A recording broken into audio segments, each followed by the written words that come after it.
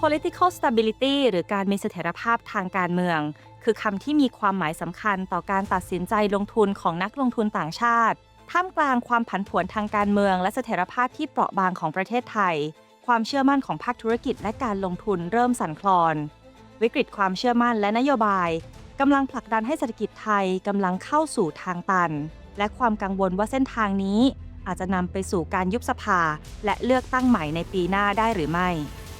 ปิดการพิจารณาครับ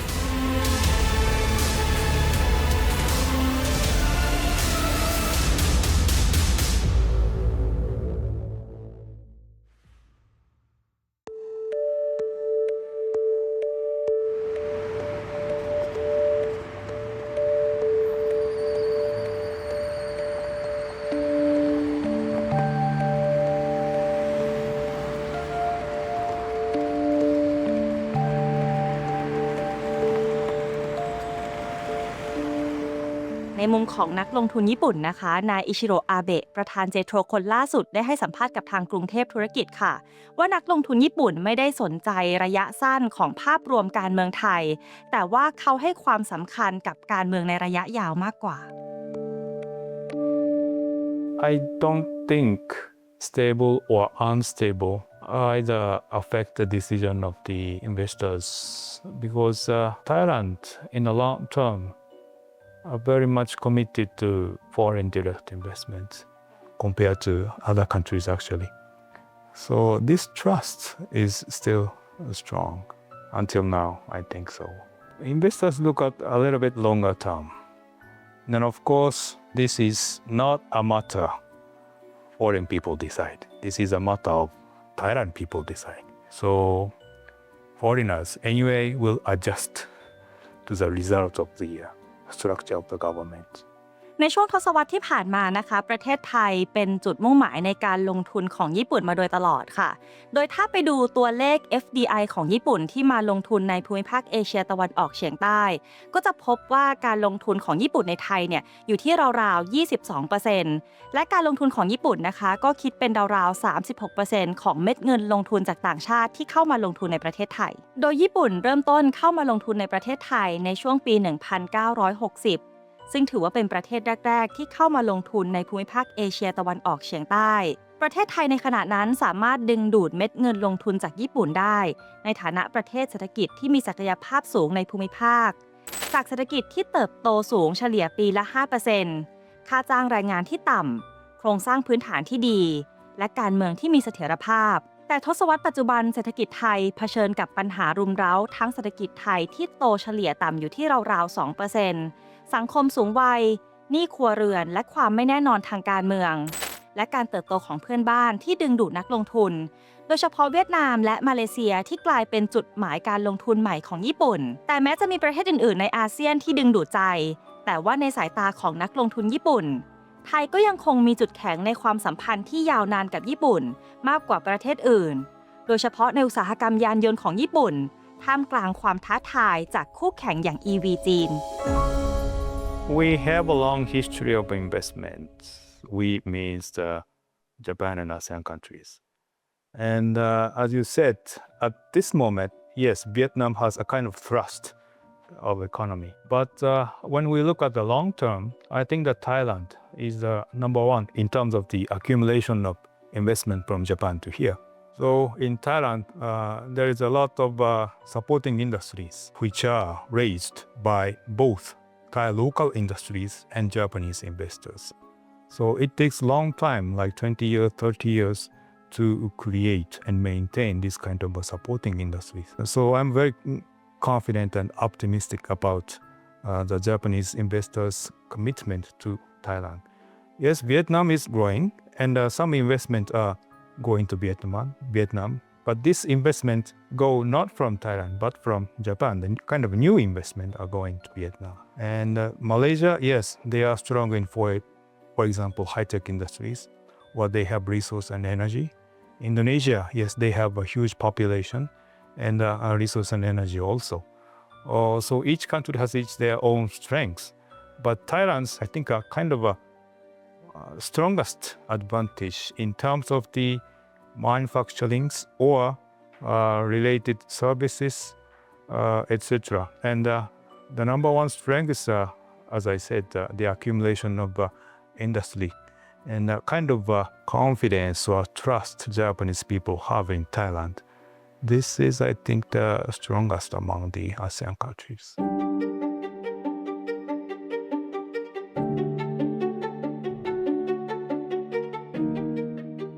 Japan seeks a kind of multiple pathways of automotive sectors, which means we would like to provide a kind of a full set lineups, regardless of the energy situation or market situation. So a kind of all options should be provided to all people, or depending on the energy or market size. So lineups include, of course, hybrid and battery EV and PHEV and ICE, maybe the new fusion, biomass, hydrogen, etc. So we provide the best fit cars to each market depending on the difference of the situation. And of course, the overall trend will be the most economically friendly cars. But at the same time, we need to pursue a kind of a competitiveness of industries. So we pursue both. And in these connections, the multiple pathways best fit. This is the idea. Hybrid is, again, very, very important. But not limited to that hybrid, but include all types of vehicles. We take into account this kind of a variety of cars, and we try to provide those online lineups. If I say the policy should be, of course, applied equally among regardless of the nationality of the companies or people. So as long as the fair conditions are secured, that will be no problem. And Japanese, I think that one of the features of the Japanese way is to work together with local people. So we are open in terms of supply chain. We work together with and sometimes raise technological know-how, etc. We work together with the local industry and create supporting industries and a kind of a co-creation. So we try to adjust to the environmental change through this kind of a co-creation approach with the local industries. Once they commit, the commitment will continue for a while or for a long time, because it is almost very difficult to relocate their business plans, etc. in short term. It takes 2 years, 3 years or more to plan, discuss, decide whether or not they invest. So the investment decision process takes a couple of years. So once they come, they may struggle, but they continue to hear. New investment, I don't know, they may wait for half of a year or a year, whether the Thailand economy really recover or not, something like this. อย่างไรก็ตามข้อมูลจากธนาคารแห่งประเทศไทยระบุว่าปัจจุบันไทยไม่ใช่จุดหมายหลักของเม็ดเงินลงทุนใหม่จากญี่ปุ่นอีกต่อไปเนื่องจากประเทศที่ได้รับเงินลงทุนจากญี่ปุ่นสุทธิเฉลี่ยสูงสุดในภูมิภาคเอเชียตะวันออกเฉียงใต้ในปี 2021 ถึงปี 2023 รองจากสิงคโปร์ก็คือเวียดนามโดยเงินลงทุนสุทธิจากญี่ปุ่นเพิ่มขึ้นมากถึง 260,000 ล้านเยนหรือว่าเพิ่มขึ้นประมาณ 54%เป็นการลงทุนในอุตสาหกรรม AI และเซมิคอนดักเตอร์ซึ่งเป็นอุตสาหกรรมเมกะเทรนด์ขณะที่การลงทุนสุทธิในไทยเพิ่มขึ้นเพียง 0.8 แสนล้านเยนหรือว่าบวกประมาณ 13% เท่านั้น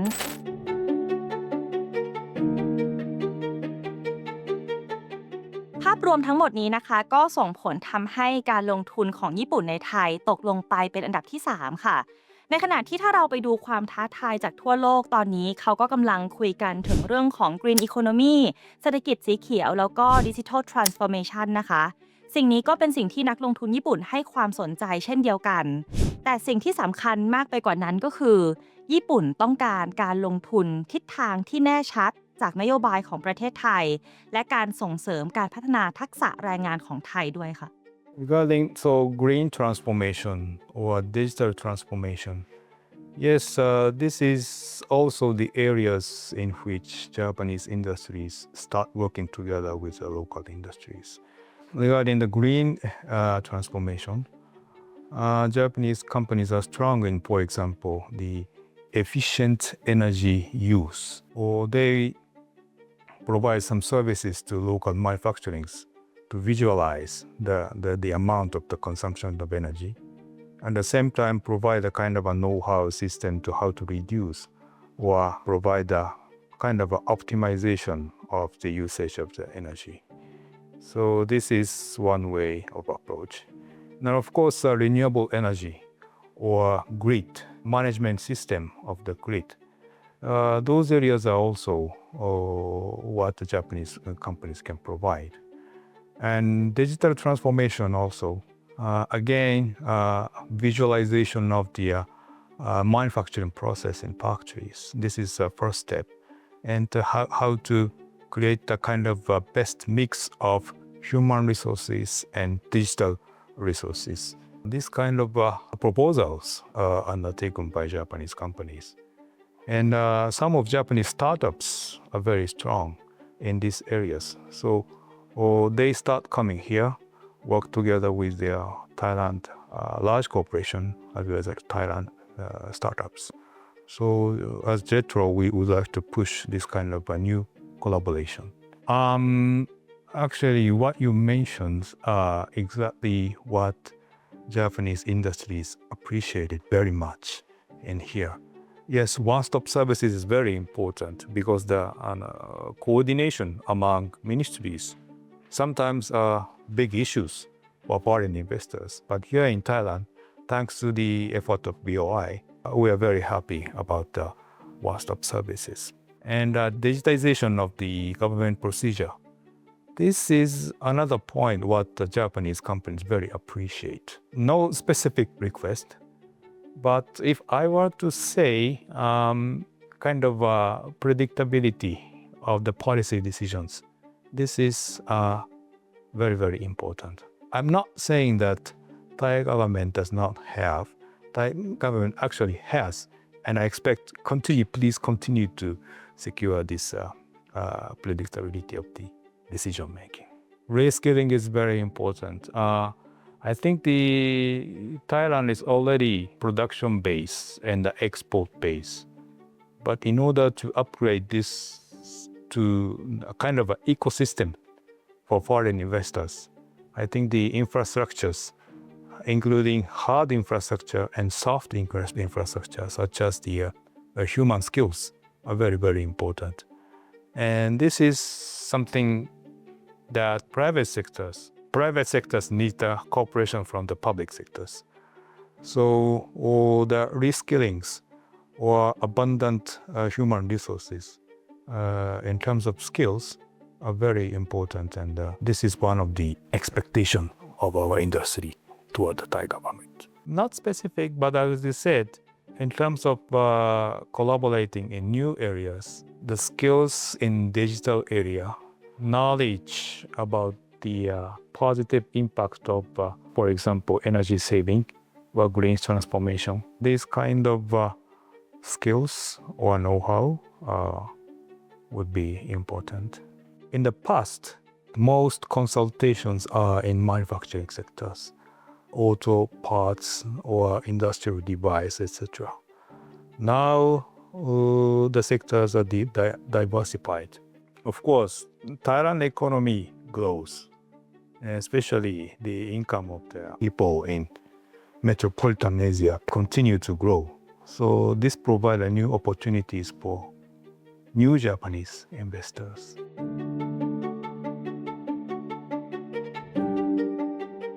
จุดที่น่าสนใจแล้วก็เป็นความท้าทายที่ไทยและญี่ปุ่นเจอเหมือนกันขณะนี้ก็คือการเข้าสู่ Aging Society หรือว่าสังคมของผู้สูงอายุค่ะภาคที่ญี่ปุ่นเองให้ความสนใจในไทยเช่นเดียวกันก็คือภาคของ Healthcare หรือว่าด้านของเศรษฐกิจที่เกี่ยวข้องกับสุขภาพ แต่ว่าอีกเรื่องหนึ่งที่น่าสนใจไม่แพ้กันค่ะก็คือเรื่องของกลุ่มสตาร์ทอัพใหม่ๆของญี่ปุ่นที่เขาอยากจะลงทุนในอุตสาหกรรมใหม่โดยเฉพาะภาคของเทคโนโลยี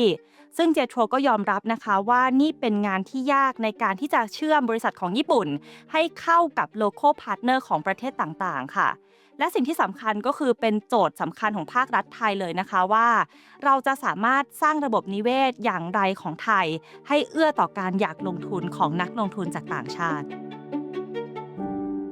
Of course, the healthcare sector is not only governed by private sector, but also governed by public finance. Combination of public and private. This is quite different among countries. Thailand and Japan will not be the same in this context. But in general, the healthcare sectors would be growing sectors. And in fact, a lot of Japanese companies look at this sector in Thailand. And of course, the depopulation or aging proceed differently among regions, metropolitan or rural, or etc. Companies will find out the region in which they can go into. So overall, agings are going on. But in some tech sectors, in some regions, nonetheless, demand will go up.